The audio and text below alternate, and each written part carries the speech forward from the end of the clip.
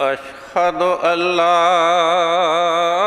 إله إلا الله وحده لا شريك له وأشهد أن محمدًا عبده ورسوله أما بعد فأعوذ بالله من الشيطان الرجيم بسم الله الرحمن الرحيم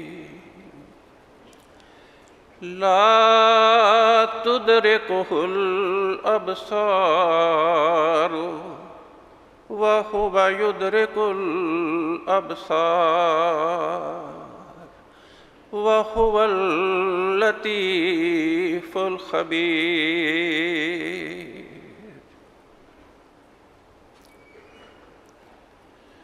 پیارے دوستو، جب ہستی باری تعالیٰ کے منکرین سے گفتگو کی جائے تو وہ اپنے خیال میں ایک بڑا معقول مطالبہ کرتے ہیں۔ وہ کہتے ہیں اگر خدا ہے تو دکھا دو۔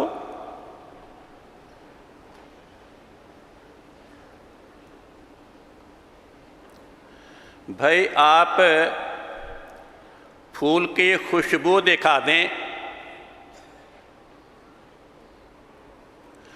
لوہے کی سختی دکھا دیں،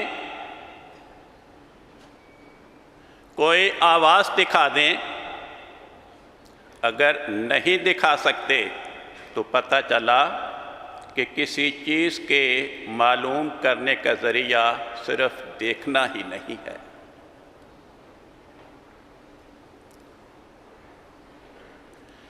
کئی چیزیں ایسی ہیں کہ انسان اپنے حواس خمسہ سے بھی انہیں معلوم نہیں کر سکتا۔ درد، غصہ، جو میں نے ابتدا میں آیت پڑھی اس میں اس مضمون کو اللہ تعالیٰ بیان فرماتا ہے۔ فرمایا لا تدرکہ الابصار، انسان کی ظاہری آنکھیں وہ خدا کو دیکھ نہیں سکتی۔ کیوں نہیں دیکھ سکتی؟ فرمایا اس لیے هو اللطیف، وہ لطیف ہستی ہے۔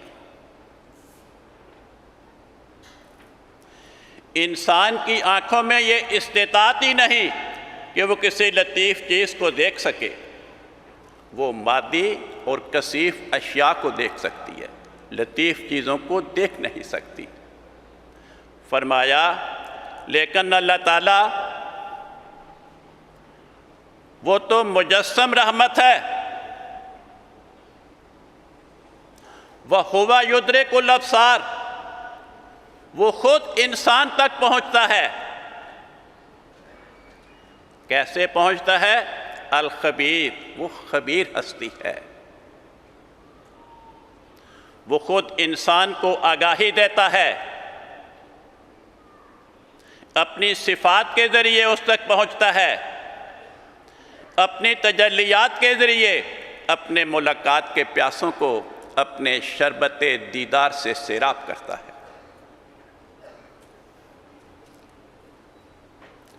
قرآن کریم نے ایک بڑے ہی معقول بات بیان فرمائی۔ اللہ تعالیٰ حضرت محمد مصطفیٰ صلی اللہ علیہ وسلم کو مخاطب کر کے فرماتا ہے اذا سألک عبادی انی، اے میرے پیارے، اے میرے نام کی تبلیغ کرنے والے، جب میرے بندے تجھ سے سوال کریں کس چیز کی بابت، انی، میری ذات کے بارے میں تو گھبرانا نہیں، فإنی قریب، میں تو بہت قریب ہوں۔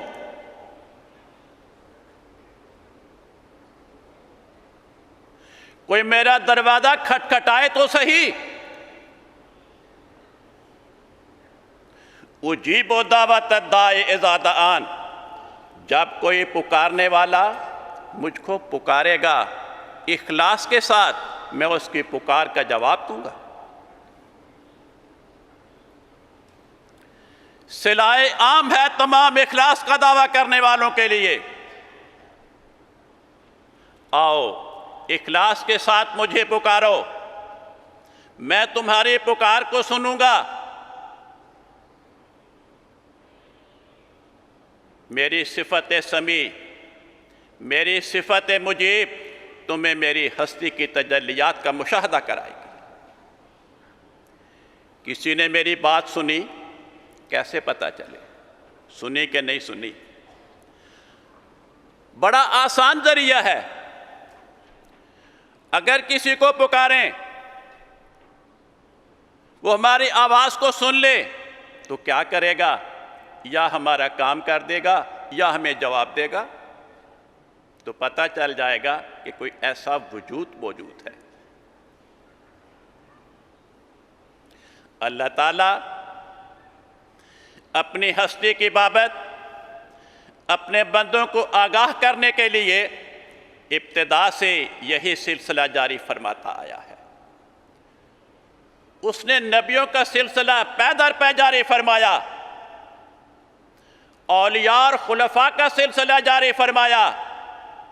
ہر زمانے کے لوگ اس نبی کے وجود کے ذریعے سے دعاؤں کی قبولیت کے نشانات کا مشاہدہ کرتے، جس کے نتیجے میں ان کے دلوں میں خدا کی ہستی پہ زندہ یقین پیدا ہوتا، اور وہ زندہ یقین خدا کی ہستی پر جس انسان کو مل جائے، اس یقین کے نتیجے میں وہ بدیوں سے بچتا چلا جاتا ہے اور نیکی کی راہ پہ گامزن ہوتا چلا جاتا ہے۔ جب لوگ یہ سمجھتے ہیں کہ بھئی وہ نبی کا زمانہ گزر گیا، تم لوگ اس کی باتیں سناتے ہو، ہمیں کیا خبر ایسا ہوا یا نہیں ہوا، یہ قصے کہانیاں چھوڑو۔ کیا مطلب؟ بات میں ماننے والوں نے اپنی حسن عقیدت کے اعتبار سے، اپنے خوش عقیدگی کی بنا پر ایسے واقعات گھڑ کر ان کی طرف منسوب کر دیے۔ آج ہمیں اس بات کا مشاہدہ کراؤ۔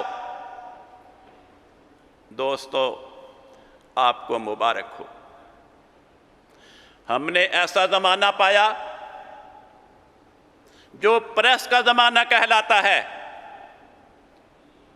جس زمانے میں حضرت مسیح موعود علیہ السلام کی بعثت ہوئی، آپ کے ملک میں ایک غیر مذہب کی حکومت قائم تھی، ایک غیر قوم کی حکومت قائم تھی، یعنی حکومت برطانیہ کا راج تھا۔ ملکی حالات سے باخبر رہنے کی خاطر اور دیگر اغراض کی خاطر انہوں نے قانون بنا رکھا تھا کہ ہر چھپنے والی کتاب، ہر چھپنے والا رسالہ، ہر چھپنے والا اشتہار، اس کی ایک کاپی حکومت کے دفتر میں جمع کروائی جائے۔ حضرت مسیح موعود علیہ السلام نے اس قانون کے مطابق اپنی ہر کتاب، ہر اشتہار، ہر رسالہ حکومت کے دفتر میں جمع کروایا۔ وہ آج بھی حکومت کے ریکارڈ میں موجود ہے۔ ہندوستان کی آبادی، اکثریت آپ کے مخالف، کیا مسلمان، کیا ہندو، کیا عیسائی، کیا سکھ، ان اقوام کے افراد کے پاس بھی آپ کی کتابیں، آپ کے اشتہارات موجود تھے۔ ان کے اداروں کے لائبریریوں کے پاس بھی یہ کتابیں اور اشتہارات موجود ہیں۔ جو چاہے ان واقعات کی تصدیق کر سکتا تھا۔ اس لیے میں چند مثالیں حضرت مسیح موعود علیہ السلام کی دعاؤں کی قبولیت کی آپ کی خدمت میں پیش کرنی چاہتا ہوں۔ جیسا کہ میں نے عرض کیا کہ جب انسان خدا کے حضور دعا کرتا ہے اور وہ دعا کو سن کر اس کا کام کر دے، انسان کہہ سکتا ہے اتفاقاً ہو گیا۔ لیکن اگر کوئی ایسا کام ہو جائے جو اتفاقاً بھی نہیں ہوتا، عام حالات میں رونما نہیں ہوتا، تو اس بات کو تسلیم کرنا پڑے گا کہ کوئی ایسی ہستی موجود ہے جو دعاؤں کو سنتی ہے اور دعاؤں کو سن کر ناممکن کو ممکن کر دکھاتی ہے۔ اسی ہستی کو ہم خدا کہتے ہیں۔ حضرت مسیح موعود علیہ السلام نے اپنے کتابوں میں ایک واقعہ بیان فرمایا۔ قادیان سے دور دراز کا علاقہ، ریاست حیدرآباد، وہاں کا ایک طالب علم عبد الکریم قادیان میں پڑھنے آیا۔ اسے ایک دیوانے کتے نے کاٹ کھایا۔ حکومت برطانیہ کی طرف سے قادیان سے کوئی 250 کلومیٹر کے فاصلے پر ایک قصبہ ہے کسولی، وہاں پر اس قسم کے مریضوں کا علاج کیا جاتا تھا۔ وہاں پر اس لڑکے کو بھجوا دیا گیا۔ علاج ہوا، انہوں نے کلیئر کر کے واپس بھجوا دیا۔ جب قادیان آیا، چند دن کے بعد اس لڑکے میں دیوانگی کے آثار شروع ہو گئے۔ اس پر ہیڈ ماسٹر صاحب کی طرف سے فوراً کسولی میں تار بھیجی گئی کہ یہ صورتحال ہے، کچھ ہو سکتا ہے اس کا مداوع۔ وہاں سے جواب آیا، sorry, nothing can be done for Abdul Karim. افسوس ہے کہ اب عبد الکریم کے لیے کچھ نہیں کیا جا سکتا۔ جب حضرت مسیح موعود علیہ السلام کو اس کی اطلاع ملی، انبیاء خدا کی صفت رحمان اور رحیم کے مظہر ہوتے ہیں۔ آپ خدا کی بارگاہ میں جھک گئے کہ اے خدا، دنیاوی اعتبار سے تو اس کا کوئی علاج نہیں، لیکن تو علی کل شیء قدیر ہے، تو اس بچے کو شفا دے دے۔ آپ کی دعاؤں کو خدا نے قبول کیا اور وہ بچہ شفا یاب ہو گیا۔ وہ کسولی کا ریسرچ انسٹیٹیوٹ، جب وہاں پر یہ خبر پہنچی، وہاں پر ایک مسلمان ڈاکٹر عبداللہ تھا، اس نے قادیان میں خط بھیجا کہ یہ بات سن کر تو سخت افسوس ہوا کہ عبد الکریم میں دیوانگی کے آثار پیدا ہو گئے، لیکن یہ بات معلوم کر کے بڑی خوشی ہوئی کہ اس کو دعا سے خدا نے شفا یاب کر دیا۔ اور اگلا فقرہ اس نے لکھا، اس قسم کی خبر ہم نے پہلے کبھی نہیں سنی۔ جب میں اس تقریر کی تیاری کر رہا تھا، انٹرنیٹ پہ میں نے چیک کیا، انٹرنیٹ کی مہیا کردہ معلومات کے مطابق نہ اس وقت اور نہ 125 سال گزرنے کے بعد آج تک اس بیماری کا علاج دریافت نہیں ہو سکا۔ اگر کسی انسان کو دیوانہ کتا کاٹ لے، اس انسان پر دیوانگی کے آثار شروع ہونے سے پہلے تو اس کا علاج ممکن ہے، لیکن اگر اس پر دیوانگی کا حملہ ہو جائے، اس کا علاج نہ اس وقت تھا نہ آج ہے۔ دوستو، جب یہ واقعہ حضرت مسیح موعود علیہ السلام نے اپنی کتابوں میں بیان فرمایا، تو کیا آپ سوچ سکتے ہیں کہ آپ کے مخالفین نے خاموشی اختیار کی ہوگی؟ کیا انہوں نے اس امر کی تفتیش نہیں کی ہوگی؟ انہوں نے میڈیکل سائنس کے ماہرین سے بھی رابطہ کیا ہوگا، کسولی کے ریسرچ انسٹیٹیوٹ سے بھی پتہ کیا ہوگا، اور قادیان کے حالات بھی معلوم کیے ہوگے۔ یہ ساری باتیں سن کر اگر وہ خاموش رہے تو کیا پتہ چلا کہ واقعہ درست تھا، اور اگر یہ واقعہ درست تھا تو پتہ چلا کوئی ایسی ہستی موجود ہے جس نے آپ کی دعا کو قبول کر کے دنیا کو وہ واقعہ دکھایا جو آج تک دنیا کی تاریخ میں کبھی رونما نہیں ہوا۔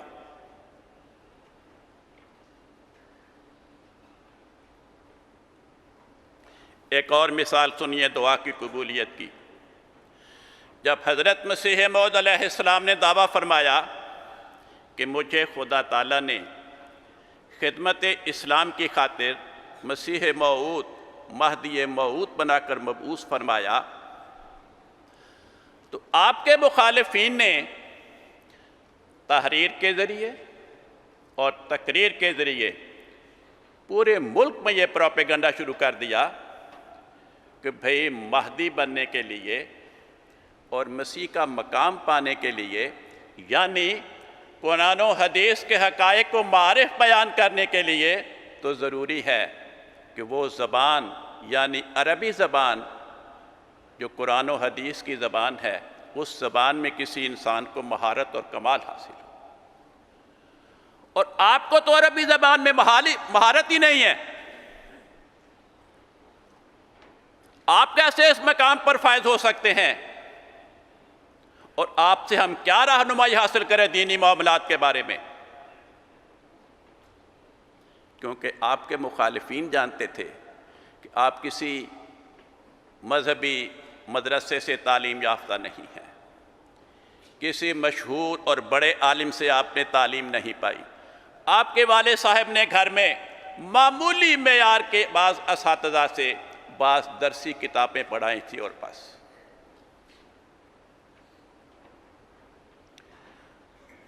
یہ اعتراض ایسا تھا جو عام فہم تھا، پبلک نے اس کا اثر قبول کیا۔ حضرت مسیح موعود علیہ السلام خدا کی بارگاہ میں جھکے، خدا سے دعا کی۔ اس دعا کو قبول کر کے خدا تعالیٰ نے آپ کو عربی زبان کا 40,000 مادہ سکھا دیا۔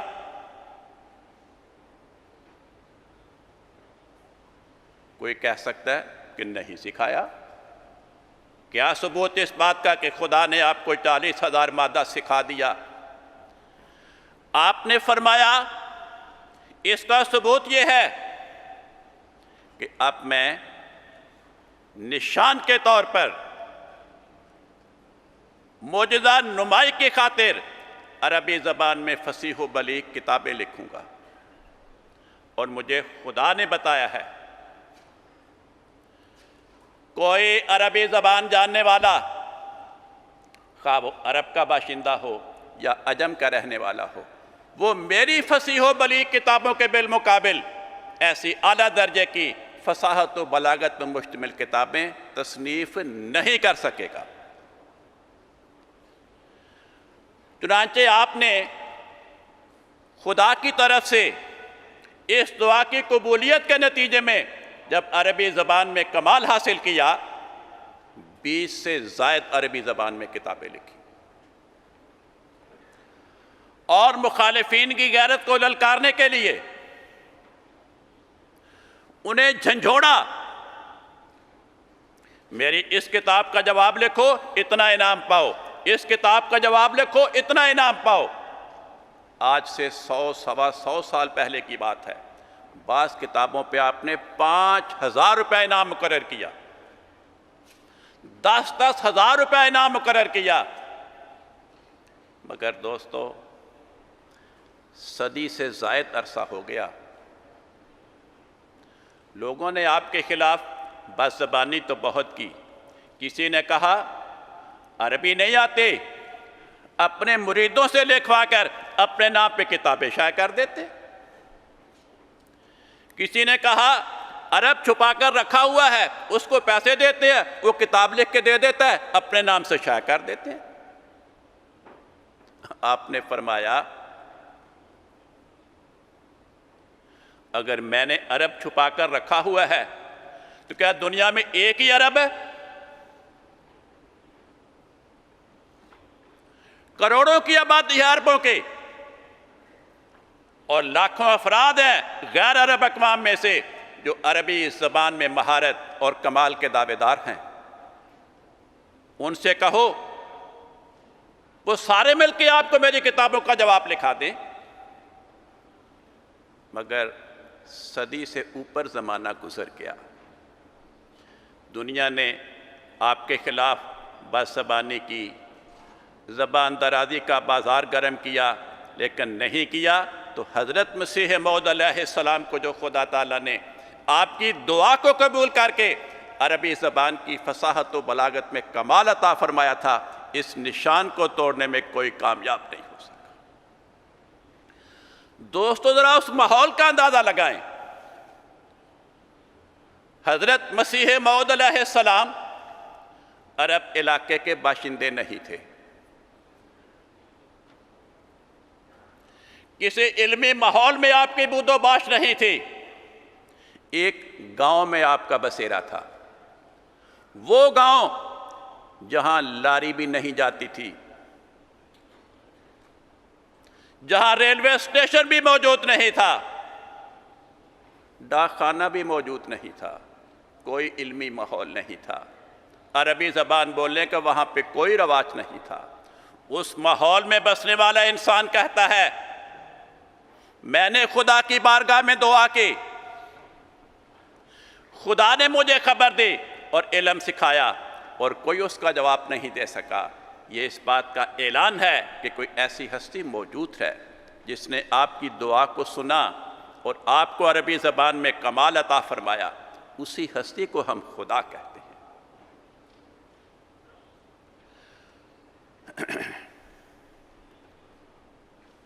حضرت مسیح موعود علیہ السلام جن کو خدا تعالیٰ نے آج ہستی باری تعالیٰ کے لیے نشانات دکھانے کے لیے مبعوث فرمایا، آپ اپنی ایک کتاب میں بیان فرماتے ہیں، عربی زبان کا مختصر سا فقرہ ہے۔ حضور فرماتے ہیں اِنَّ دعائی یذیب الصخرہ، میری دعا سے پتھر پگھل جاتا ہے۔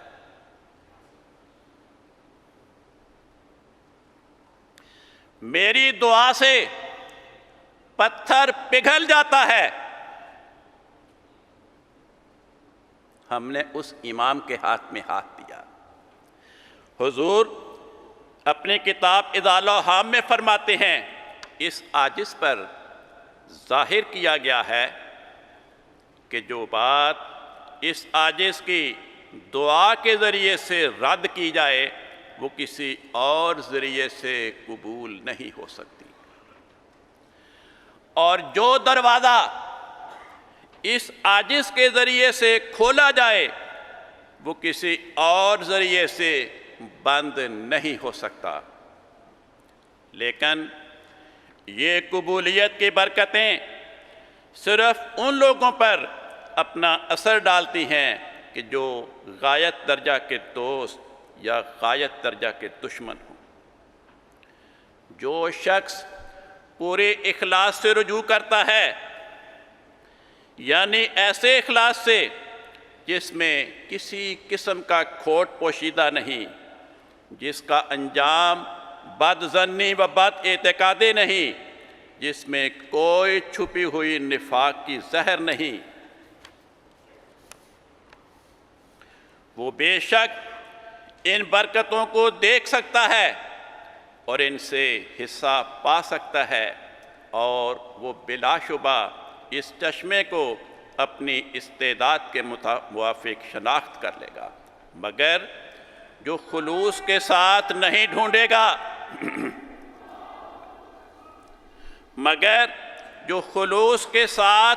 ڈھونڈے گا وہ اپنے ہی قصور کی وجہ سے محروم رہ جائے گا اور اپنی ہی اجنبیت کے باعث سے بیگانہ رہے گا۔ یہ برکت، یہ فیض رسانی جو حضرت مسیح موعود علیہ السلام نے اپنی ذات کی اور اپنی دعاؤں کی تاثیر کی بیان فرمائی، یہ آپ کی وفات کے ساتھ دنیا سے اٹھ نہیں گئی۔ حضرت مسیح موعود علیہ السلام کی برکات کا سلسلہ دنیا میں جاری کرنے کے لیے خدا تعالیٰ نے آپ کے بعد خلافت کا نظام جاری فرمایا۔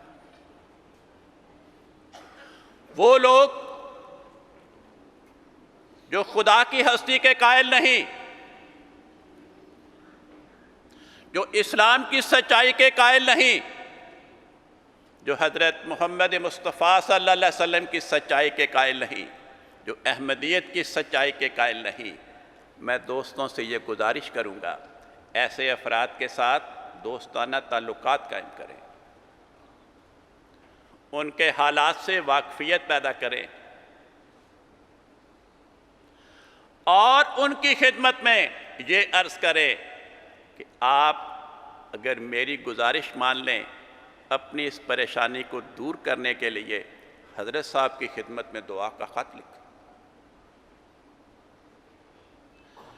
یہ جو میں نے حضرت مسیح موعود علیہ السلام کا اقتباس پڑھ کر سنایا کہ کون میری دعا کی برکات سے حصہ پائے گا، اس کی وضاحت کرتے ہوئے حضرت خلیفۃ المسیح رابع رحمہ اللہ نے اپنے خطبے میں اس مضمون کو بیان فرمایا۔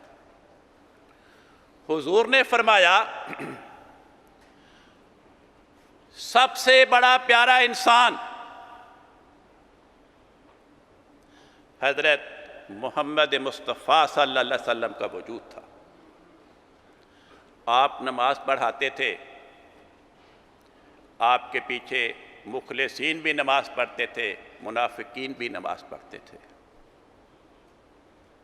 جب آپ دعائیں کرتے تھے، اہدنا الصراط المستقیم صراط الذین انعمت علیہم، کہ اے اللہ ہم نمازیوں کو اپنے انعامات عطا فرما، تو ہم کے لفظ میں سارے مقتدی شامل ہوتے تھے، اور آپ کی اقتداء میں نماز پڑھنے والے مخلصین بھی ہوتے تھے، منافقین بھی ہوتے تھے۔ حضور نے فرمایا، آپ کی ایک بھی دعا منافقین کے حق میں قبول نہ ہو سکی، مخلصین کے حق میں قبول ہوتی رہی۔ کیوں؟ حضور نے فرمایا، اس سے یہ نتیجہ نکلتا ہے کہ اگر نبی کی دعا اپنے حق میں قبول کرانی چاہتے ہو، اگر خلیفہ کی دعا اپنے حق میں قبول کرانا چاہتے ہو، تو اس نبی کے لیے، اس خلیفے کے لیے اپنے دل میں محبت و اخلاص کو جگا دو۔ صحابہ کے دلوں میں محبت پائی جاتی تھی، اخلاص پایا جاتا تھا، اس لیے ان کے حق میں آپ کی دعائیں خدا کی بارگاہ میں قبول ہوئیں۔ منافقین کے دل آپ کی محبت سے خالی تھے، ان کے دل اخلاص سے محروم تھے، اس لیے وہ بے شک آپ کے پیچھے اقتداء میں نماز پڑھ رہے ہوتے تھے، وہ اہدنا کی جمع کے صیغے میں شامل ہوتے تھے، مگر ان کے لیے آپ کی ایک بھی دعا قبول نہیں ہوئی۔ پھر حضور نے فرمایا، اس سے ذرا آگے بڑھیں، صحابہ کے حق میں، تمام صحابہ کے حق میں آپ کی دعائیں ایک معیار کے مطابق قبول نہیں ہوئی۔